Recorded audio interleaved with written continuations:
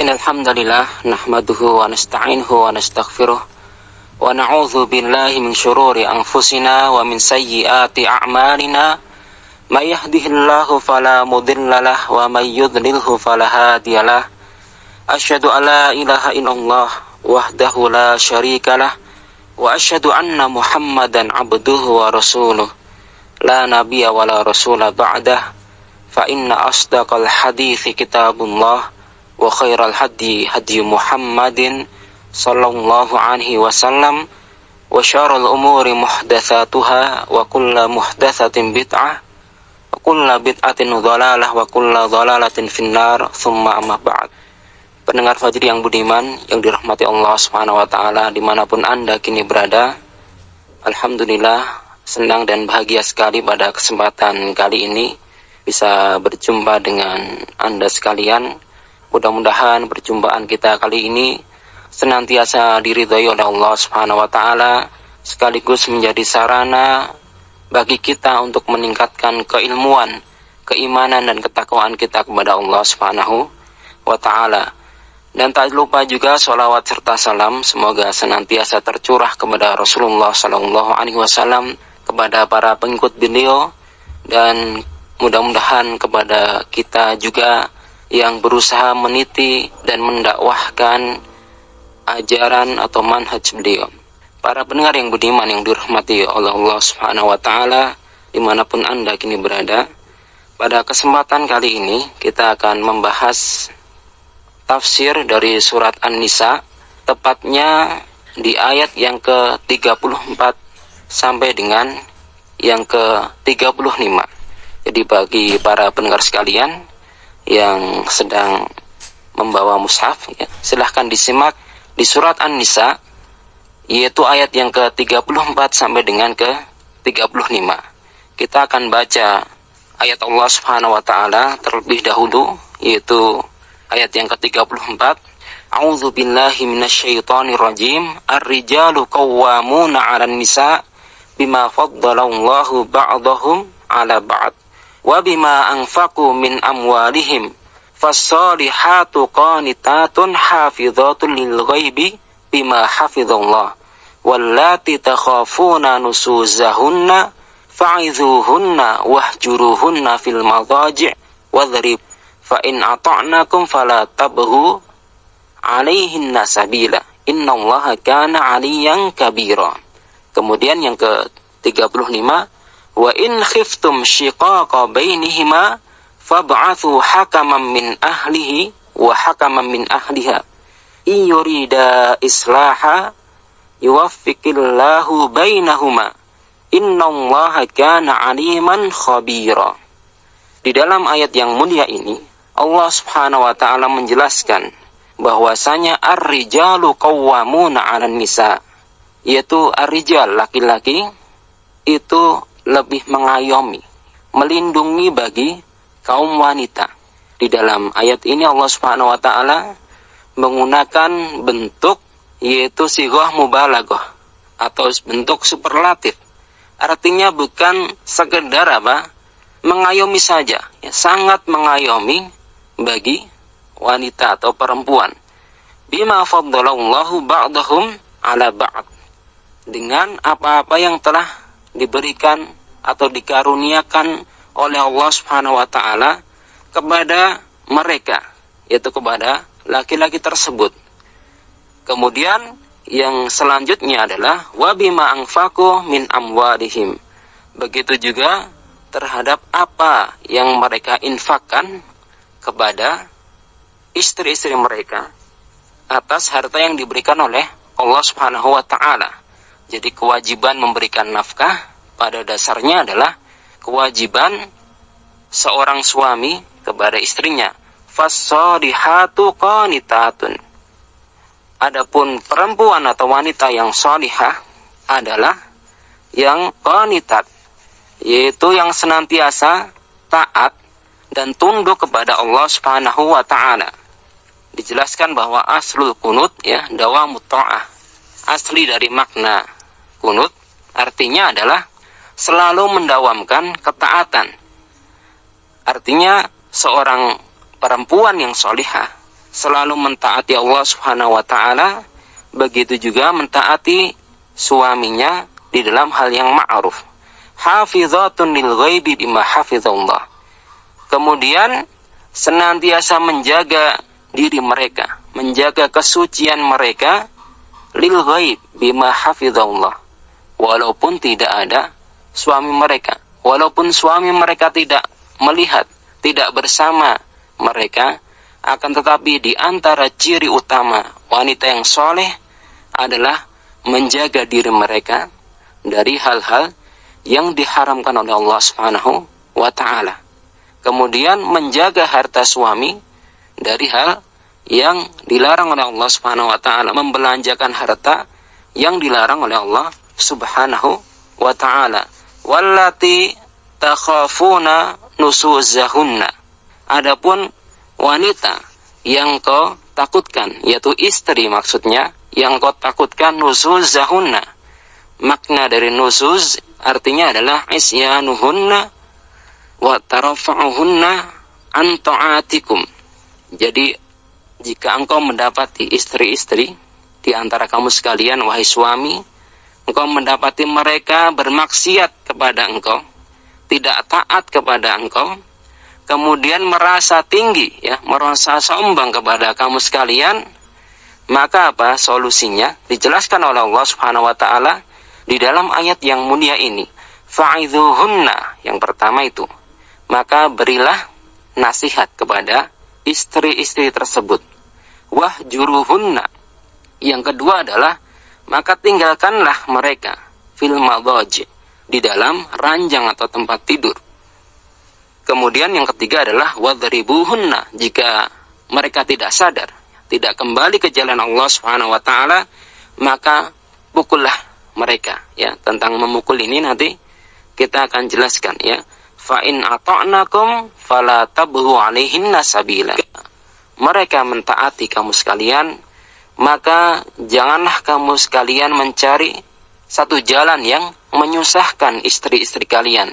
Innallaha kana 'aliyyan kabira. Sesungguhnya Allah Subhanahu wa taala maha tinggi dan maha besar. Kabiran.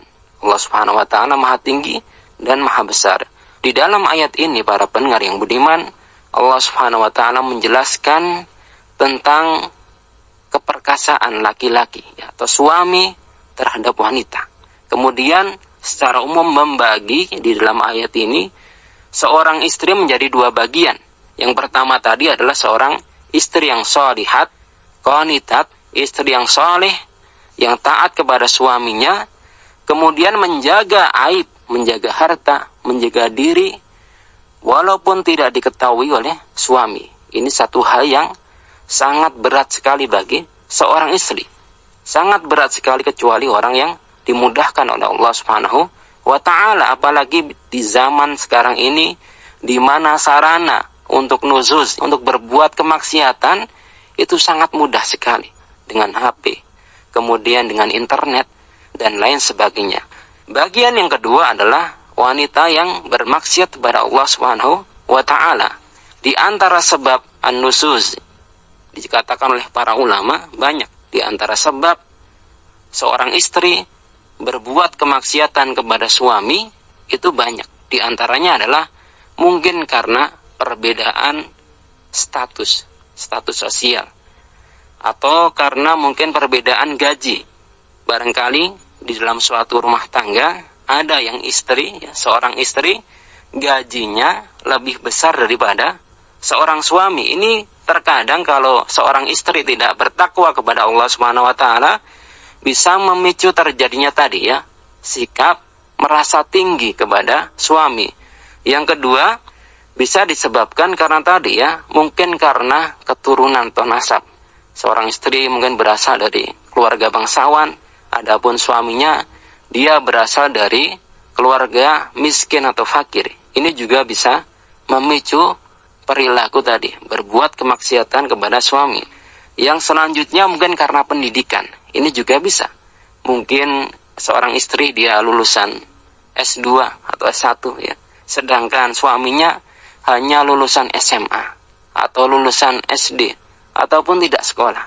Kadang hal-hal seperti ini di dalam rumah tangga seringkali memicu para istri untuk berbuat nusuz. Oleh karena itu, bagi suami yang mendapati hal yang demikian, maka oleh Allah Subhanahu wa taala diberikan cara untuk mengobati problematika tersebut. Yang pertama tadi apa? Dengan memberikan nasihat. Fa'idhuhunna, diberikan nasihat untuk bertakwa kepada Allah Subhanahu wa taala. Apapun kondisi statusnya, seorang istri harus taat kepada suami. Allah Subhanahu wa taala jelaskan ar-rijal qawwamuna 'alan nisa. Kemudian diberikan hajar, yaitu ditinggalkan di dalam tempat tidur. Mungkin ya, ketika dia tidur, sang suami menghadap ke arah utara, sedangkan istri menghadap arah selatan. Jadi saling beradu punggung. Ini salah satu bentuk hajar. Atau sang suami ketika mendapati istrinya berbuat kemaksiatan, merasa sombong, kemudian merasa tinggi, sang suami tidur di satu kamar, sedangkan istrinya lagi di kamar yang lain.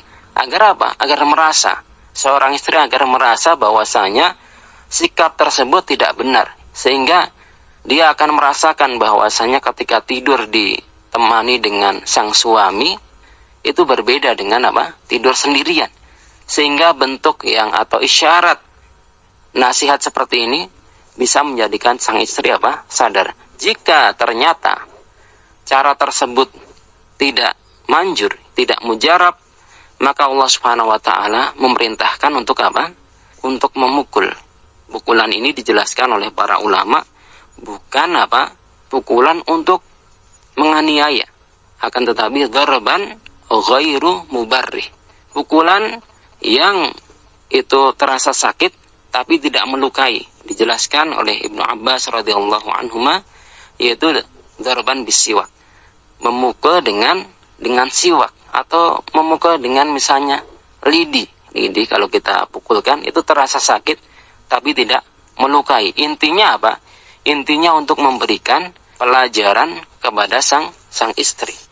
Itu ayat yang pertama atau ayat yang ke-34. Kemudian ayat yang selanjutnya yaitu ayat yang ke-35. Wa in khiftum shiqaqa bainihima. Apabila kamu sekalian takut antara suami istri tersebut terjadi syiqaq, terjadi khilaf wal adawah, terjadi perpecahan dan permusuhan, perselisihan, maka sarana yang diberikan oleh Allah Subhanahu wa taala, fab'athu hakaman min ahlihi wa hakaman min ahliha. Maka utuslah hakim dari pihak suami, begitu juga hakim dari pihak istri. Iyurida islaha yuwafiqillahu bainahuma. Jika keduanya, yaitu juru damai tadi dari pihak istri dan pihak suami tersebut bermaksud mengadakan islah, ini Allah Subhanahu wa taala tidak mengatakan iyurida tafriqan, karena yang dikehendaki antara suami istri itu adalah perdamaian, kesatuan. Ini yang menjadikan sakinah, mawadah, warahmah. Jika kedua juru damai tersebut menghendaki perbaikan dan Allah Subhanahu wa taala memberikan taufik, maka itu yang lebih baik ya. Innallaha kana aliman khabira. Sesungguhnya Allah Subhanahu wa taala Maha mengetahui, begitu juga Maha teliti. Jadi para pendengar yang beriman yang dirahmati oleh Allah Subhanahu wa taala, di dalam ayat ini katakan oleh Syekh As-Sabuni rahimahullah bahwasanya makna secara ijmali, secara global di dalam ayat ini ar-rijal, yaitu laki-laki mempunyai derajat yang lebih tinggi, lebih mengayomi daripada seorang wanita. Dan banyak sekali di dalam dinul Islam tentang fadilah atau keutamaan seorang laki-laki yang disebutkan di dalam dinul Islam. Banyak sekali ya. Ini sama sekali tidak, atau sama sekali bukan diskriminasi, bukan bagian dari memojokkan kaum wanita, bukan. Karena di dalam ayat yang lain wanita apa? Ditinggikan oleh Allah Subhanahu wa taala. Seperti dengan birrul walidain. Kemudian apa?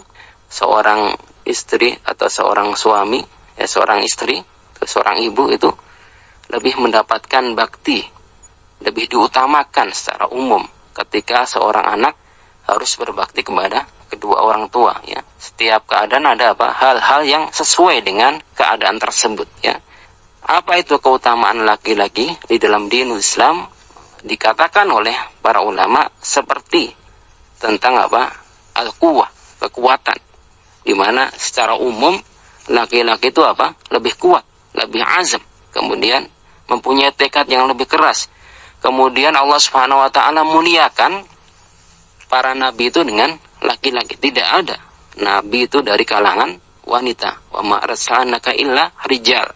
Allah Subhanahu wa taala memilih dan mengutus para anbiya atau para nabi, begitu juga para rasul itu dari kalangan rijal, kalangan laki-laki. Ini merupakan bentuk apa? Bentuk keutamaan. Jadi jangan ada yang protes. Kenapa tidak ada nabi atau rasul dari kalangan wanita? Karena itu memang keputusan Allah Subhanahu wa taala yang kita tidak apa? Tidak ada hak untuk menggugat keputusan tersebut. Karena apa? Ada yang karena terpengaruh dengan isu gender dan lain sebagainya sehingga protes, ya seperti itu. Kemudian masalah jihad, azan, kemudian syahadah, kemudian ketika wali di dalam nikah, kemudian nasab itu disandarkan kepada laki-laki, bukan perempuan.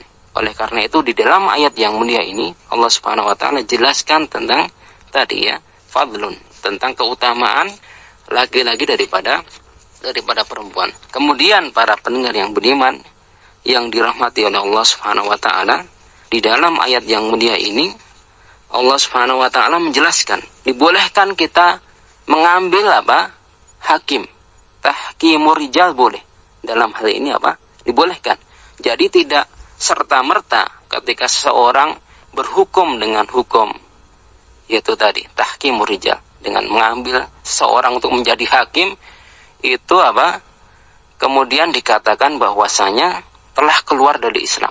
Sebagaimana akidah Khawarij, ketika kita lihat dari tarikh, kenapa kaum Khawarij mereka keluar dari Ali radhiyallahu anhu? Karena apa? Dia melihat bahwasanya ketika Ali bin Abi Thalib radhiyallahu anhu menyelesaikan pertikaian yang terjadi di kalangan para sahabat dengan mengutus hakim Ali radhiyallahu anhu untuk menyelesaikan permasalahan yang terjadi pada saat itu, dia anggap bahwasanya tahkimur rijal kufrun, bahwasanya berhukum dengan seseorang, dengan hakim itu apa? Itu merupakan bentuk kekufuran. Dengan dalil apa? Innal hukmu lillah, ya, sesungguhnya hukum itu milik Allah Subhanahu. Ini benar, ya, ayat ini benar, tapi cara pendalilan seperti ini keliru. Kenapa, ya?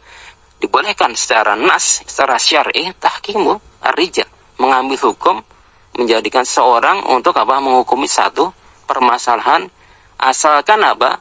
Sesuai dengan syariat Allah Subhanahu wa taala dan tidak bertentangan dengan apa? Dengan hadis dan sunnah Nabi Shallallahu Alaihi Wasallam.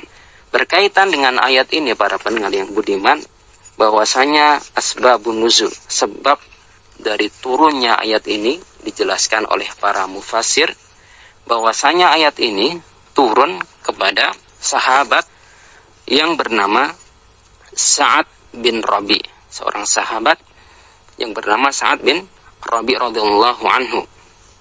Ketika terjadi perselisihan antara dia dan istrinya, kemudian terjadi apa? Percekcokan antara suami istri. Ini satu hal yang wajar. Sahabat radhiyallahu anhum bukan manusia yang maksum, bukan manusia yang terlepas dari dosa dan kesalahan. Tapi manhaj mereka apa? Benar, ya. Tidak mungkin apa? Mereka berijtihad, mereka berapa? Ijma maksudnya dalam satu kebatilan.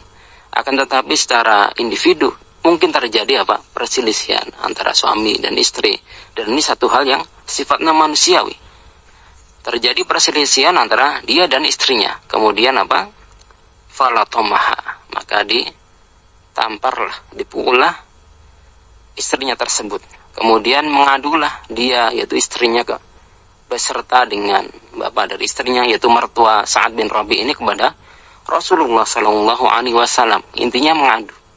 Kemudian Rasulullah Sallallahu Alaihi Wasallam memerintahkan agar sang mertua ini beserta istri dari Sa'ad bin Rabi radhiyallahu anhu untuk menceritakan ya sebenarnya duduk permasalahannya bagaimana sehingga terjadi seperti itu. Kemudian turunlah ayat ini sebagai apa? Jawaban dari Allah Subhanahu wa taala. Jadi para pendengar yang budiman yang dirahmati oleh Allah Subhanahu wa taala, di dalam ayat yang mulia ini ada tiga hal yang sangat penting sekali untuk kita perhatikan. Ketika terjadi percekcokan, terjadi khilaf antara suami dan istri, maka bagaimana cara mengatasinya? Dijelaskan oleh Allah Subhanahu wa taala di dalam ayat ini, yaitu yang pertama dengan nasihat ya. Al-wa'd ya, dengan apa? Dengan nasihat. Allah Subhanahu wa taala berfirman, fa'idhuhunna, dengan nasihat, dengan penjelasan secara hikmah. Ketika penjelasan tersebut tidak mempan, baru apa? Al-hajar, dengan meninggalkan tempat tidur atau ranjang. Ini yang dilakukan ya. Seharusnya dilakukan oleh seorang suami. Jangan sampai apa? Kita menggampangkan ketika terjadi sedikit permasalahan ya, langsung ya kita ambil jalan pintas. Sebelum terjadi perceraian apa? Harus ditempuh seperti ini. Pertama dengan apa? Memberikan nasihat. Kemudian dengan menghajar. Jika ternyata tidak mempan, baru tadi apa? Kita mengambil juru damai dari keduanya, dan yang lebih baik sebagaimana yang dinaskan oleh Allah Subhanahu wa taala, yaitu juru damai dari keluarga. Hakama min ahlihi, yaitu dari keluarga siapa? Suami. Begitu juga sang istri ketika mengambil juru damai itu dari keluarga istri tersebut. Kenapa demikian? Karena keluarga itu lebih tahu ya, lebih tahu tentang permasalahan yang terjadi antara seorang suami istri tersebut dibanding dengan apa? Pihak lain atau pihak ketiga atau pihak luar. Ini lebih tahu. Walaupun dibolehkan mengambil juru damai dari selain keluarga. Ini yang dijelaskan oleh para ulama tafsir dalam memahami apa? Ayat ini. Jadi ketika terjadi perselisihan antara suami istri, dibolehkan bagi seorang suami dan istri untuk mengambil juru damai, kemudian untuk berunding dalam rangka apa? Dalam rangka perbaikan. Jika memang yang lebih baik adalah bersatu kembali, maka tidak apa? Jangan malu, jangan ragu untuk bersatu kembali. Jika yang terbaik adalah berpisah, maka berpisah harus dengan keridhaan masing-masing. Jadi juru damai ini ketika memisahkan dan menyatukan harus sesuai dengan keridhaan antara suami dan istri. Jadi demikian para pendengar yang beriman secara global tentang ayat Allah Subhanahu wa taala di dalam surat An-Nisa ayat yang ke-34 sekaligus ayat yang ke-35 yang berisi tentang sarana yang menjadi solusi bagi seorang suami dan istri ketika mendapati problematika di dalam rumah tangga mereka. Tentunya sangat banyak sekali tadi ya problematika atau masalah yang muncul di dalam satu keluarga ketika seorang tersebut beriman kepada Allah Subhanahu wa taala, maka jalan inilah yang ditempuh oleh Allah Subhanahu wa taala. Bahkan para ulama mengatakan ya, dan ini yang lebih apa? Yang lebih kuat yang dipilih jumhur atau mayoritas para ulama, yaitu 3 cara tersebut. Itu dengan tertib.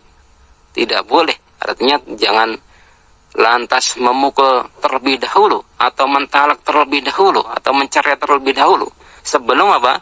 Diberikan nasihat ataupun dihajar tadi ya, ditinggalkan dalam tempat tidur ataupun apa tadi? Dipukul dengan tujuan mendidik. Jadi ujuk-ujuk gitu ya, langsung apa? Ditalak. Jadi seorang istri tidak tahu ya kesalahannya seperti apa. Wallahu a'lam bishawab.